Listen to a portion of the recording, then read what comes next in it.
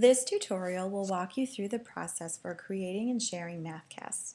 Before we get into the technology, let's clarify exactly what a Mathcast is. Mathcasts are simply screencasts that focus on math. Typically, a Mathcast will focus on one math problem. It would display the problem and through video and audio walk the viewer through the process for solving the problem. Why create Mathcasts? Mathcasts can be valuable in many ways. First, as a teacher, you can create Mathcasts as a resource for your students. It can be posted to your website so that students and their parents can refer to it at home. Creating a Mathcast with technology will allow you to accommodate your instruction and appeal to various learners. Second, students can create Mathcasts. This is valuable for you, the teacher, to assess their understanding of a specific math concept or procedure.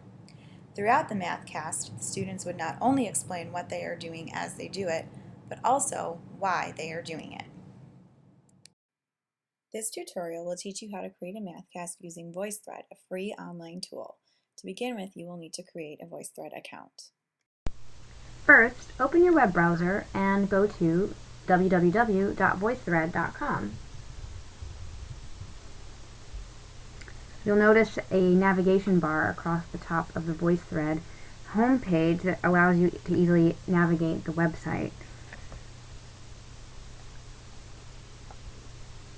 If after seeing this tutorial and spending some time with VoiceThread, you decide that VoiceThread is something that you would use often with your students, it might be a good idea to consider purchasing a class subscription. You can do that here. As you can see, there are many advantages to the class subscription that you don't have with an individual account, such as creating secure student accounts and the ability to edit student work. Today, however, I'll just be creating an individual account. You can always create an individual account and purchase the class subscription at a later time. So let's return to the home page, and we're going to click on Sign In or Register. On this page, you'll need to click on Register. To register a new account, you just enter your information.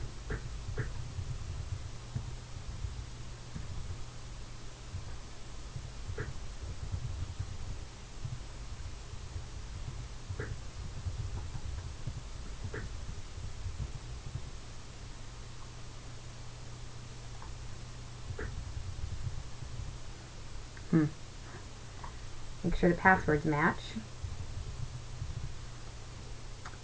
And the two security words.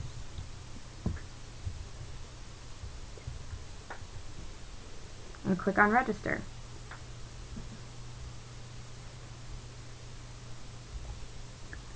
Okay, we've created the account, and now we're free to explore.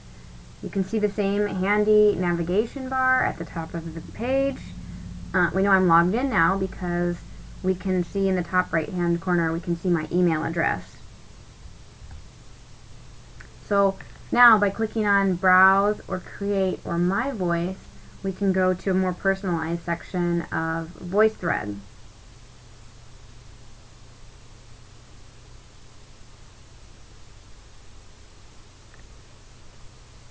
So here we're able to browse creations that others have posted. We can create our own voice threads, or we can even look at tutorials or other videos to which we've subscribed. So now that you have a VoiceThread account, you will learn how to create a Mathcast using VoiceThread. Step 2. Creating the Mathcast. The first step in creating any Mathcast is creating the problem. The problem could be handwritten or typed. The problem is the problem that students will be solving. Students will first read, then solve the problem. In order for this to work smoothly, you need a white backdrop and a problem where the type is large enough to read. I would recommend typing the problem in Word or another word processor, then using the snipper tool to take a JPEG. Using this method, the problem is readable and there is sufficient space for students to solve the problem. So here I went through and I typed my problem in Word. As you can see, I used size 12 font, so it's nice and readable. And my problem says that the recipe for the pancake batter calls for 3/4 cup of milk. The students want to make a batch of pancake batter that will quadruple the recipe. How much milk will they need in all? And I have a nice background. So I went ahead, I typed it, and then I used my snipper tool to take a picture of it. And here I have a picture of it that I can upload. Once you have the problem created and saved in some way, you are ready to begin creating the Mathcast using VoiceThread.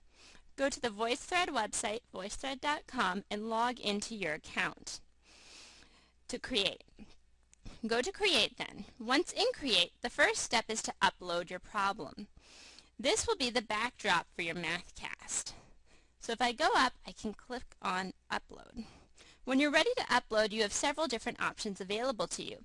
You can upload from your computer, you can use a webcam, or URL on the internet. If you choose to upload from the computer, you can upload either documents or pictures. In my case, I have a JPEG picture that I will upload. So I am going to go to my computer, and once in my computer, I need to find my picture that I saved. So it is right here, and it's beginning to upload.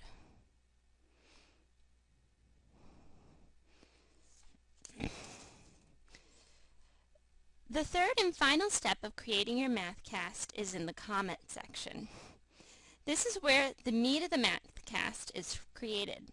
Often, Mathcasts have students read the problem, break it apart, and explain how they solve it. The Mathcast tools allow students to write using a pen and record their comments of what they are doing. To begin recording the Mathcast, choose the comment option on the right side of the screen. When the comment pops up, you have several options. To begin recording, choose Record. At this point, VoiceThread will begin recording and students can create their Mathcasts. Part of the recording is a pen where students can choose the color they would like to write with and can change colors at their will. So I would go to Comment. Here I can record what I would like to say. So I can press record and I can talk. If I go back, I can type if I would like to type, and I have my different color options here. So at this point, you can see how to create a Mathcast.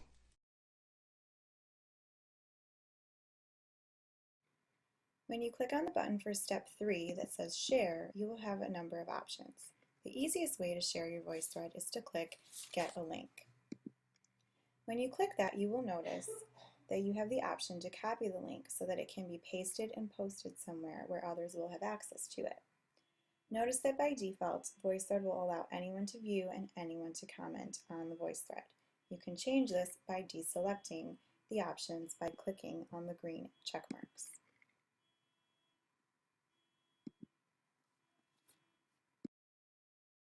If you don't think that sharing the link is an ideal option for your situation, you can also share the VoiceThread with specific people. This means that you must know the individual's email address. First, you will add them to your contact list by clicking on Add. Then, enter the email address and name and any tags you want to categorize the person with. Then click Add. You will see that the person has been added to your contact list. Now you can select your name and click on Send Invite to invite them to comment on your VoiceThread. Now that you have an understanding of the basic steps, it's your turn to try it. Think about your lesson plan and then begin with VoiceThread.